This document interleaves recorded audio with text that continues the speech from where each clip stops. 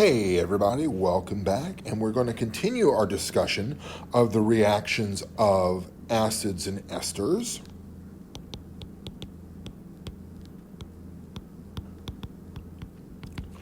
What we're going to talk about today is the hydrolysis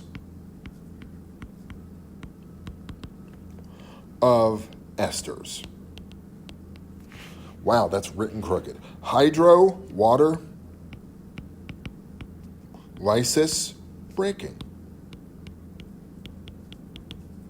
So what we're looking at here is how we can use water to break open an ester. Here's what the general reaction looks like. We'll go with this ester again because we just made it in the last video. And now what we do is we react it with water and acid. Also an equilibrium process. So I'm going to sneak that bottom arrow in down there. And what you get out of this is you get the ester to revert back to the acid and the component alcohol. All right? So there's what we do. Now, the mechanism for this, I'm going to start on the next page, but what I want you to do is once I draw out the materials, I want you to do it on your own. So as usual, what I'd like from you is this. Here's your starting material, the ester. You're going to react it with acid and water. And what I want to see is how you get the carboxylic acid and the alcohol back out of this. So right now, I'd like you to hit pause and work on this for a couple minutes. Don't worry, I'll still be here when you get back.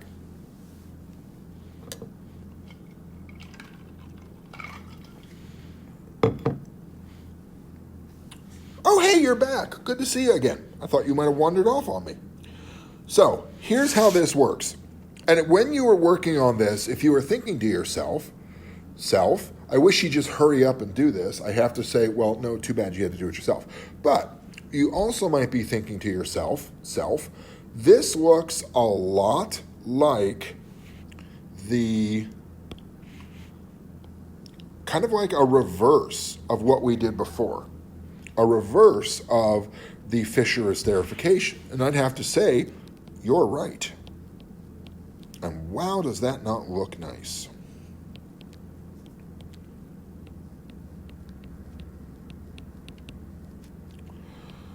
Water is going to the carbonyl oxygen is going to deprotonate the hydronium in a reversible reaction. Let me pare that way down so it makes a bit more sense. So you have the equilibrium, and now, that's better, you're here.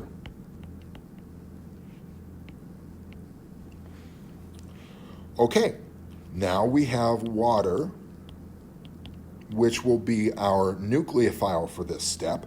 Now, before you ask me where did the water come from, there's a bunch of places that it could have come from. It could have come from the water that we talked about at the very beginning. It could be about the water that we just formed here as well. Where it comes from isn't as crucial, but understanding that it is there. Because we are trying to push this toward breaking open the ester, then we don't have to, we can pour in excess water and let Le Chatelier work for you. So the water will do a nucleophilic attack on that carbon, open up the carbon-oxygen pi bond. What we have now is this.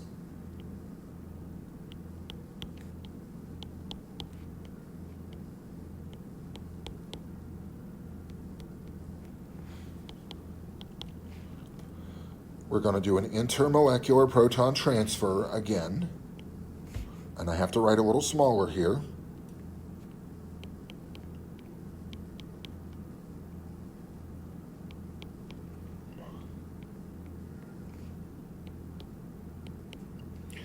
So now we are here. The alcohol portion of this ester now becomes our leaving group.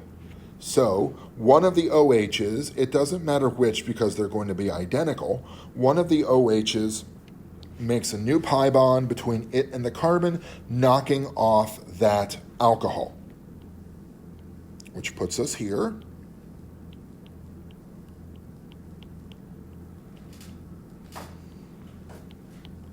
And folks, we are so close to home, I can smell it. Because the next thing we do, or rather the last thing we do, is we deprotonate the carbonyl oxygen using water. And again, we got plenty of water running around this reaction, so it doesn't matter where. And we get the carboxylic acid and hydronium. Water is also involved, but that's not the major product you're looking for. Now, this is absolutely great. There is also a base-mediated pathway that you can hydrolyze your ester. So now let's talk about base hydrolysis of esters. All right? So here, what we're going to have is your friend and mine, that ester, and we're going to react it with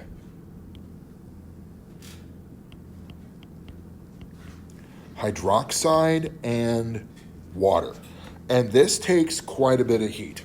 And the product we get out of the back side here is the carboxylate salt plus the alcohol. All right. What I'd like you to do is pause here and see if you can figure out what's doing this. I'll be right back, and then I'll talk to you about what's happening. So do you ever wonder if they actually work on these things when I tell them to, or they just wait for me to give them the answer? Be back. I would never leave. I'd just keep listening to the thing. Oh, hey, you're back. Thanks. That was my wife you just heard from, by the way. Everybody say hi, Jackie. Awesome. So here's how the mechanism works.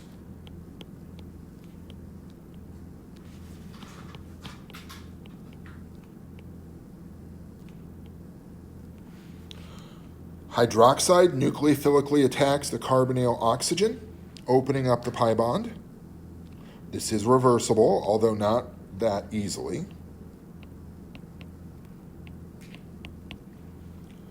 So we're here. The next step is reform the pi bond, knock off the alcohol. You generate the carboxylic acid and the alkoxide. And the final piece of this would be deprotonating the acid, because the alkoxide is a very strong base and the carboxylic acid there is a reasonably strong acid, and you would wind up with the carboxylate salt and the alcohol.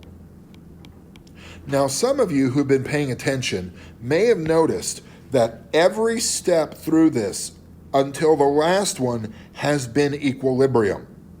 This is not an equilibrium arrow. Once you use the alkoxide to deprotonate the carboxylic acid, you're done. That is not going to reverse, and it's going to leave you with these two structures. Ladies and gentlemen, have you ever heard of lye soap?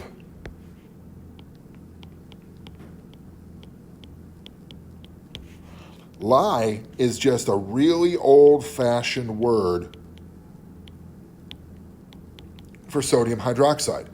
And this soap would be made by hydrolyzing fats off of an animal, which are polyglycerides, esters basically, hydrolyzing them in sodium hydroxide and water, and then using the carboxylate as the soap portion of the molecule.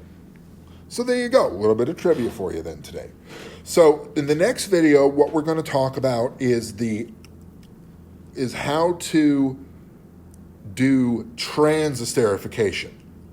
What that is, well, you're going to have to wait for the next video to find out, ladies and gentlemen. Have a good day, and I'll talk to you soon.